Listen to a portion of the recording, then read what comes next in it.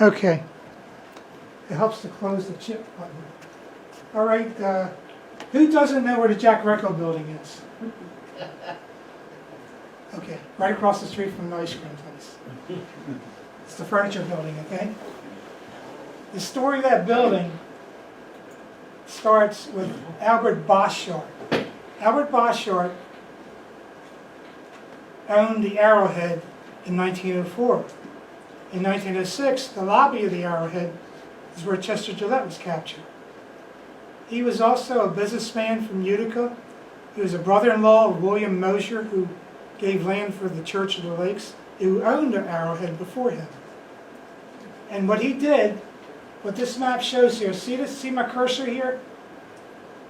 Everybody see that? Yeah. That's the road through town.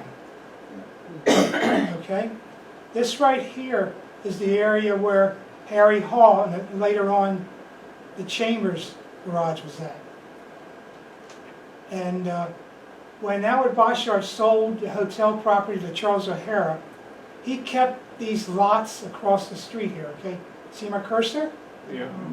This land right here, that's blank on this map, belonged to Philo Wood, who had the Wood Hotel. Later on, he would subdivide that lot. In 1912, Herman Williston, he had come to Inlet. He had a couple different jobs. He was a guide, he was a musician. He was also a couple other, he started a real estate business in 1912. Only Burkhart Evans started earlier, when Frank Tiffany started his real estate business in 1908. One of the things Herman Williston did was, see this triangular spot right here? He bought that land from Albert Boschart. That land is this segment right here. Over the years, you'd have the wine shop, you'd have Jack and Jill shop, you'd have what eventually became Sweet Shop and Burkhart Evans, Endless Supply. This originally was a place where the Wilcoxes had a tent of Indian goods. I'll show you that. And later on it became Pylon Inn at the end. Right here, everybody thinks about Pylon Inn. But it was a restaurant before that. Roland's, Strong's Rochester Bar. Rochester Bar. Right. Okay. Right here, look at that empty lot. That's where Scott's Inlet Gift Center was. So you're talking about a lot of businesses in that section of town from that original purchase. And right now we are where? Okay, let's see. This is At their head I'm park. trying to think where That's the ice cream shop. I don't think this building was built yet. No. Right. In that neighborhood there, okay. Right. Good question. So in 1912, 1916, Boschart sells this section to Herman Williston. And the different owners had the lands and businesses here. The last lot he sold from this section was to Dorothy Scott for the gift center right here. Today, that section, see the red line there? And I don't have enough room here. You've got Marion Rhines at the time of this map, which is today Fourth Lake Wine and Spirits. You've got blue line right here, Burkhart Evans. Here is, at the time of this map, it was Patricia Hodel's the gift center, beatery, or whatever it was at that period of time. Next door is the Lutz's property. So all that land that's what eventually became. Up here is the Chambers area. Well, how you doing? Come on in, Gordy. You can sit out this room up here. Oh, gosh. You don't have to squint to look at the letters. I don't know, teacher, if I can do that or not. We'll have you do the homework later on. Yeah. Come on in. The only part you missed is that Herman Williston bought land from Albert Boschart. It became all these businesses down through the next 100 years. Okay? Now, very hard to find early pictures of the inlet supply department, the inlet supply company. This picture was in an album of Trudy Hall's grandmother, Madeline Woodhull. She took a lot of pictures. They are standing in front of the inlet supply building. It says Goodyear right here. Some of the people in here is Edna and Modeste, Edna Fredette, Florence Puffer, who's right here. There's a sign here. There is nothing over here. Okay? This is roughly 1914, 1918. These are a couple of guys, Stewart and Russell. I do not know who they are. They're standing in front of an ice cream sign right here, and still there's nothing behind them. This is Rose. I don't know her last name. Here's the ice cream sign, and she's got a camera. And it's not Little Debbie.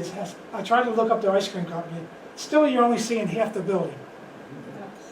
Now, here's 1921.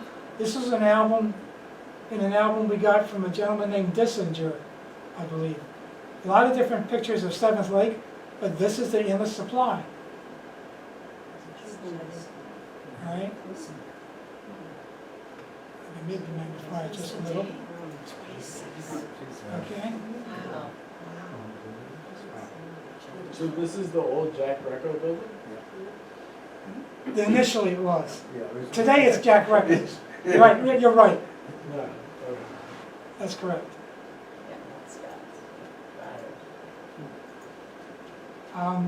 So Williston made it into primarily a hardware store. He also tried to do other things. He had a supply boat. He tried to use to supply people like the Mohawk would do along the lakes. Here he's trying to get one 5-passenger light car and one 7-passenger Buick. Both 1914 or 15 models. State, condition, and price. It's too early to send pictures. But there's a 1915 ad. Here's 1913 to 1916. The church is up here. Here is South Shore Road. This is what's going to become Russo's, and today it's where Screaming Eagle is. All right, and as you can see, there's no columns here. All right. Was Route 28 in existence? No. I didn't think so. Route 28 didn't happen 1939. until later in the 30s. Initially, the highway through town, when it came up through town up to Racket Lake and Blue Mountain in 29, I think it was initially called 25. And I forget the time when it became Route 28. But there was a road that went through. Right. Initially, it went just to the dam at Sixth Lake. Oh, okay. Later on, it just stopped at Seventh Lake Road. In 1929, that road went to Racket Lake and Blue Mountain. The road, that was a good location for Seventh Lake House, because you got there by taking the road and stage from Inlet down Seventh Lake Road to Seventh Lake House, where you came to it from what became Uncas Road. Okay? Or you had to get off the train station in Eagle Bay, because the next station was going to be Racket Lake. Here's a closer picture. And here's a picture with columns. All right? And I believe when Charles O'Hara built the second arrowhead, that's when his columns went in. Now, this picture was in that same album, and it says, the parquet and inlet supply taken from the hill. I was forever looking at this. Where the heck is that? And then I got to thinking, wait a minute, where's that magnifying glass? That's one of the columns of the entrance to the arrowhead. This is the parquet in the annex. We're only seeing the right-hand side of inlet supply. This is that sign you've seen in all those other pictures of people standing in front of it. Yes.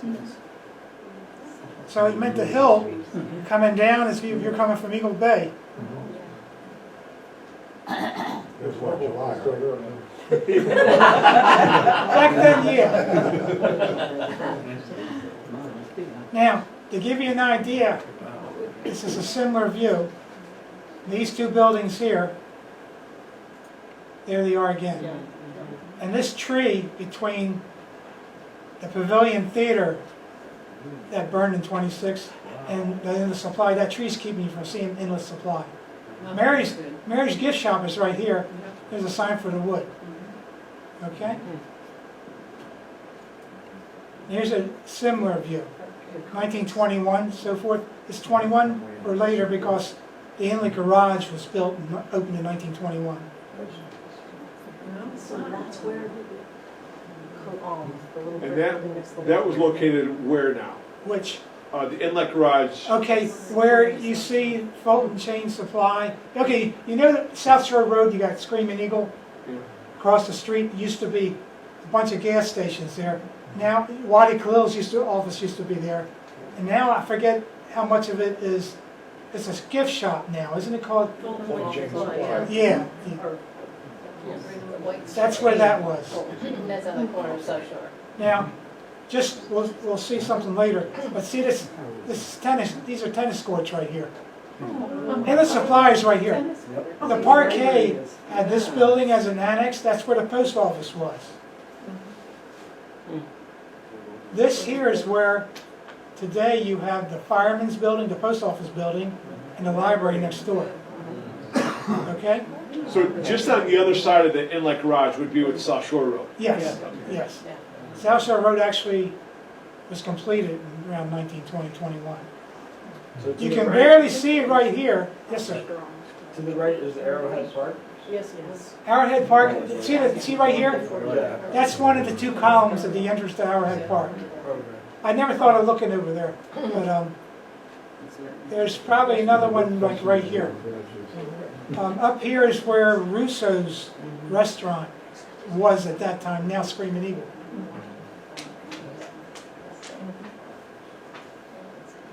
Thank you for asking questions. I mean, it's great. Trying to pick out things. Okay.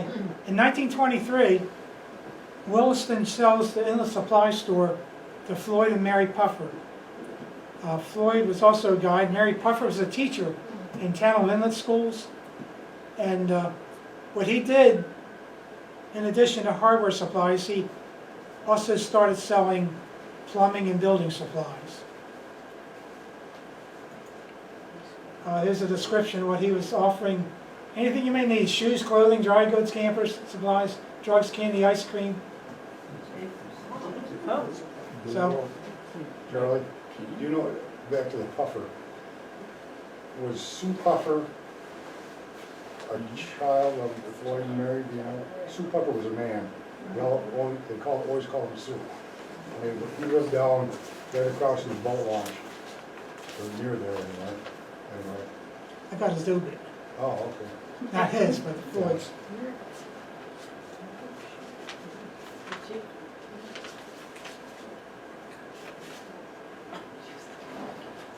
Floyd A. Puffer. And a little additional information is he died unexpectedly in 1947 in his hunting lodge 7 miles east of 7th Lake. Heart attack. Let's see. Children. Surviving are his wife, the former Lillian Merrill Goodrich.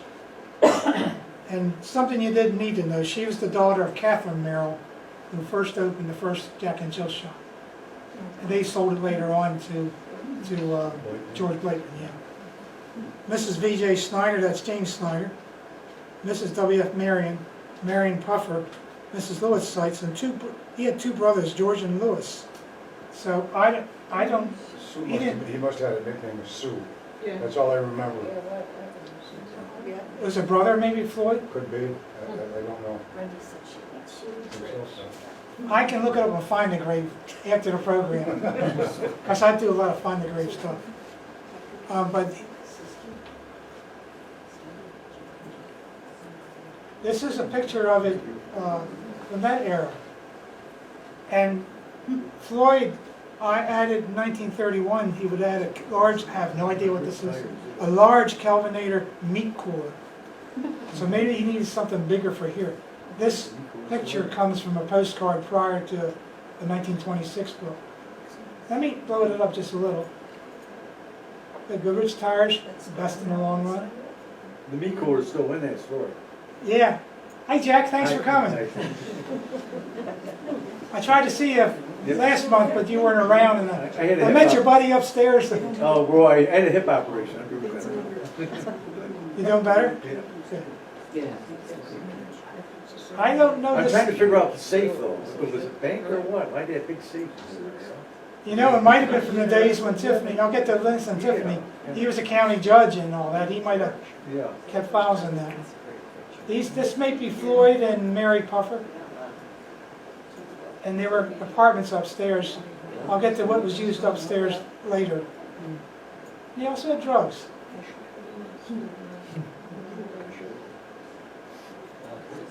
This is another picture around the same time. Let me go back to the last See, one. they got an addition. There, you're right, I was just going to say. Not addition. There's no addition there right now, but they added an addition. That's an addition. Sometimes you get pictures, you can't fix the focus and all that. Is that what it was on the right? Yeah. And again, this is right across the street from the ice cream. You look across the street and you see a building with all this furniture in front of it. Yeah, too much for us. That's Jazz. He'll make a deal on you. Yeah, right, yeah. Maybe a tour inside after this. This is a little later, Look at this, you got the side out. and what you see here is, you still got the gas pumps. This is a little shaded area, maybe there's food in there. Plumbing supplies, hardware.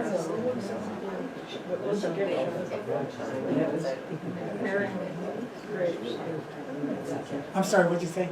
Said later that was Marion Graves' gift shop for you. You know what, I'll get there. Oh, you got it? Thank you, that's why I brought you here. I needed a concept here. Please, thank you for coming.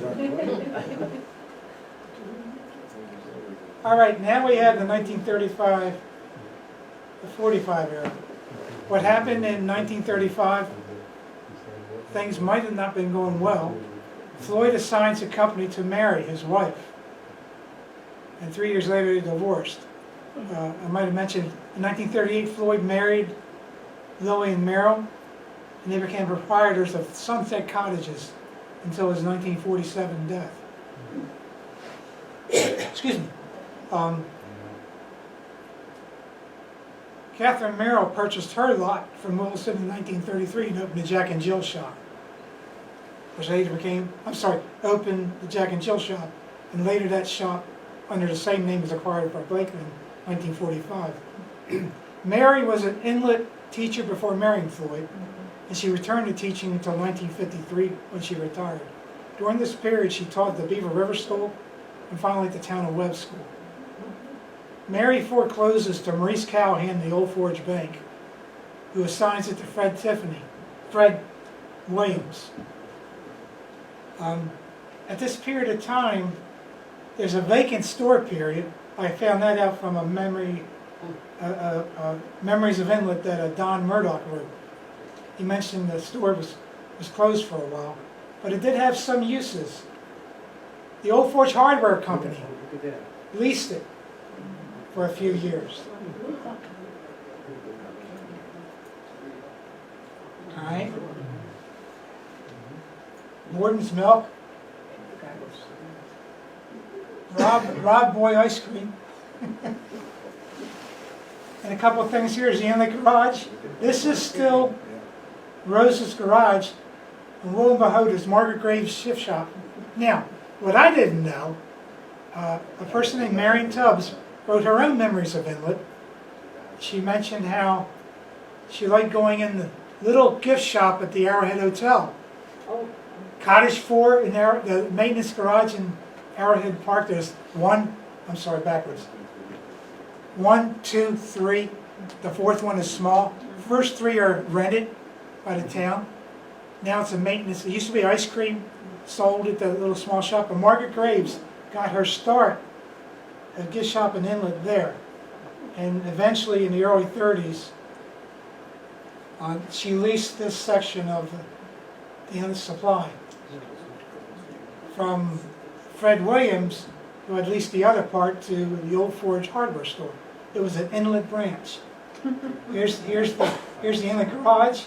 Right here, you can't read it very well. Here's Lansing Tiffany and Company Insurance Company. Today we see at times in short clock. Okay? Was the Parquet a hotel or a movie theater or? Parquet started out as a combination ice cream barbershop. The smaller building that's behind the ice cream shop. That's like a 1906 building. It eventually extended backwards to become a hotel. Then Fred Parquet, you saw those two buildings in the earlier pictures. He expanded that here, Yes. and this became gift shop, restaurant. If you come to the Inlet Then and Now program, I have a big spiel on the Parquet that shows more pictures. This is the post office building. Here's a closer shot here. Stowe Meat Market. Here's Rose's Market Graves gift shop. These signs are pointing to the Cohasset and other places on the South Shore Road.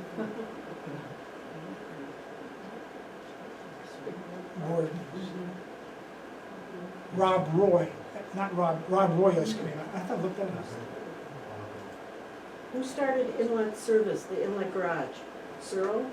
It started with Milo Leach and Elwood Searle. Then Elwood Searle left to have another garage. That's where Cabooses? where Jack and Jill shop is. All right? And then when the theater burned down in Inlet in 1926, he bought from the guy who owned the Gaiety the lot next door where Keith's Diner was, and he built the Searle garage. So that's 1, 2, 3, all right? And Searle's garage later became the Lost Smith's garage. Then later, there was a diner built there. That garage stayed there until the Legion got that lot in 1956 thereabouts. And you can still see that same old garage until the Legion rehabitated it to like a wood structure, which is sort of like what's there now. I'll go into more detail in the then and now when we have membership meeting. Where was I at? Oh, you asked about Searle's garage, right? Did I answer your question? Okay.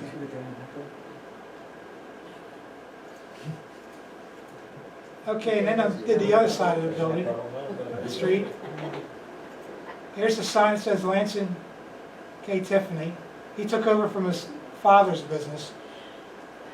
There are old postcards that have the Gaiety building on the left-hand side of the picture, and in the window upstairs it says F.E. Tiffany Insurance on the top.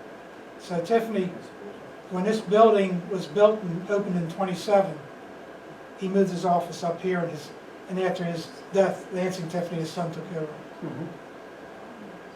That tree's Mountain View.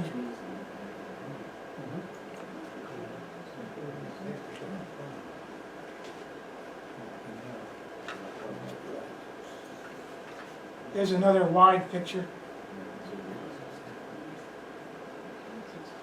Oh, what's in this picture? Where we have a vacant lot today. Before that, the Pylon, Strong's Rochester Bar. This was a vacant area that Williston leased to Vernon Wilkins and his wife. Vernon Wilkins and his wife had an Indian curio shop at the top of the hill coming into Inlet. All right? He let them have a tent there to sell goods.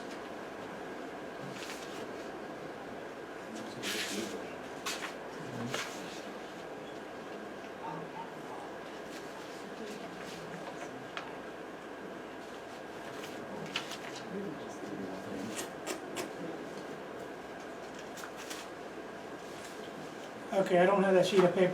There's all kinds of neat stuff in there. Smell. Marion Tubbs said in her memories, you could. The sweetgrass in that shop was all kinds of Indian goods. Sweet. Yeah, in fact, you can see a sign saying sweetgrass. Anybody smelled sweetgrass? The Native Americans use it when they make their baskets out of black ash. It's the sweetest smell in the world, it really is, which is where it gets its name. Does it smell like Fruity Loops? Sort of, yeah, yeah.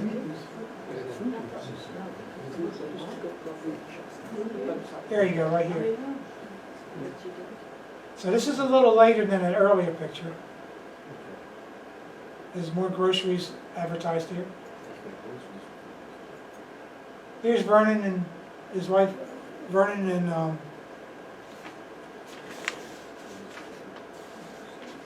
don't have his wife's name, I should, I apologize. This is in front of their place in the top of the hill, on the right, lead going toward Eagle Bay.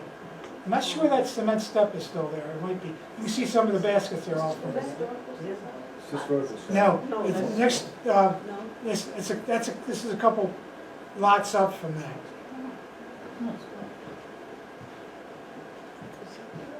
There's a closer shot of the, Ida, that's her name, Vernon Ida Wilkins.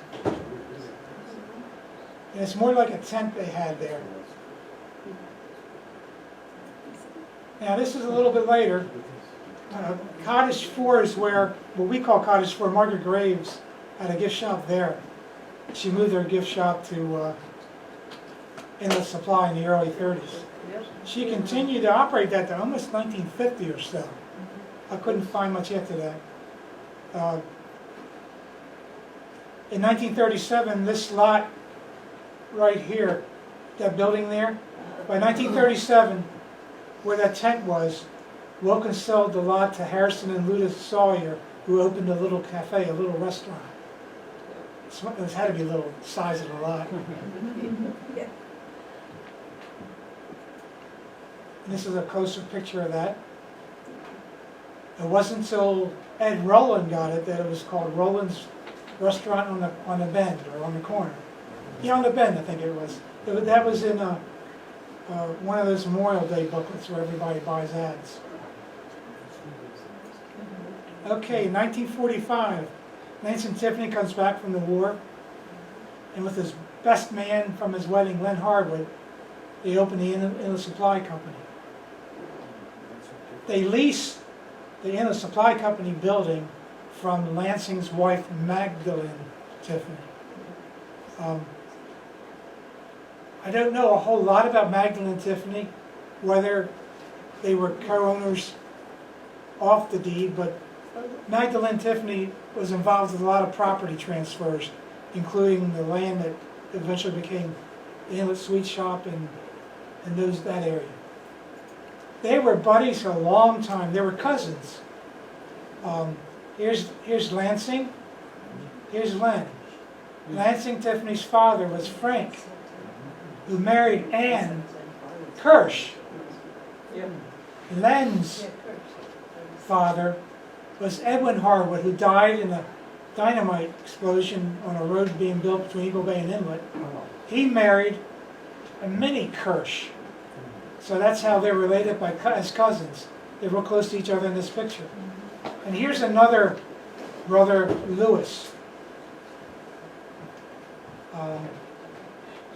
Here we have Laura Kirsch, Delmarsh, Arch Delmarsh, and I think that's Arch Jr. This is like around 1910. That's Okay. baby Archie? No, that's Archie Jr. There's two Archies before him. Oh, there is, wow. Yeah, there's Arch here, who died in the late 40s. His son, by that time, took over Rocky Point. And then later on, his son, Arch, considered Junior. I don't know if Art the second was Arch the second, but Arch Junior was the one we all know. Yeah. Here they are in 1918. That's not really Niagara Falls, by the way. Okay, there's Lansing and Len. There's Lansing from the Madeline Wood Hall album, his Gob Days. Is that a phrase for being in the Navy? 1918. Now, I have a copy of the Wood hotel registers for like 1910 to 1921, and there's lots of pictures of Madeline Wood's photo album of a bunch of these people. That's where the Lansing Tiffany pictures. And they all got together one weekend at the Wood Hotel, and somebody signing an event said, "Some bunch." Yeah, Lansing Tiffany, Madeline Wood, who eventually married Harry Hall, Dot for Schneider, Grace Farrell, who eventually married next door Leonard Harwood. They're the grandparents of Sue Beck. Am I getting this right so far? You're doing right. I'm not a local. But I thought it was cool finding that in the hotel register. And here's someone, I'm trying to remember, Jan Harwood, or somebody lent me this to use. There was a surprise honeymoon location for Grace and Len Harwood, and they went camping on a honeymoon. And I don't know that she knew that was going to happen, according to the story. But she's got a smile on her face.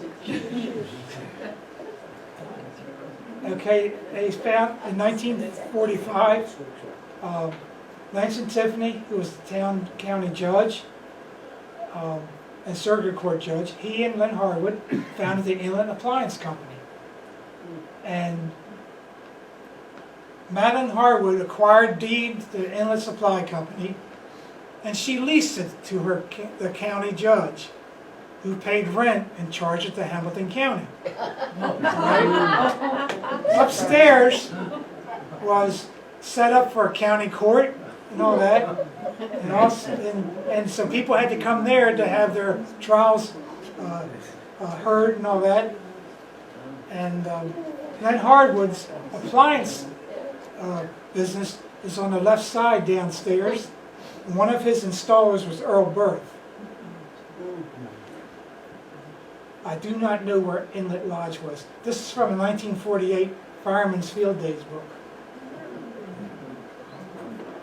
Here's another from 1950, another similar book. I think it's the Book of Places to Go in Inlet, and in the Fulton chain. Another Inlet Appliances Company, Incorporated. Down, see, somewhere, what else is on here? Syracuse. Right.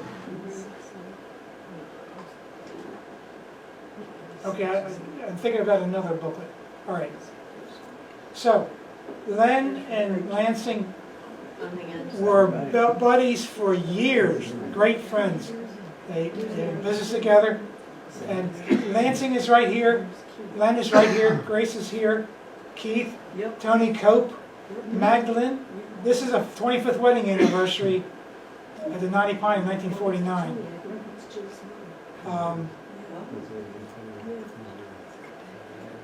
Howard Burkhart, There's Bud Cope right there. right? Right there, yeah. And this is one of the Tiffany daughters. There's another one. And I think that's the third one right there. Yeah, it is. It's Jill's mother. Tony Cope. And a number of these Tiffany children died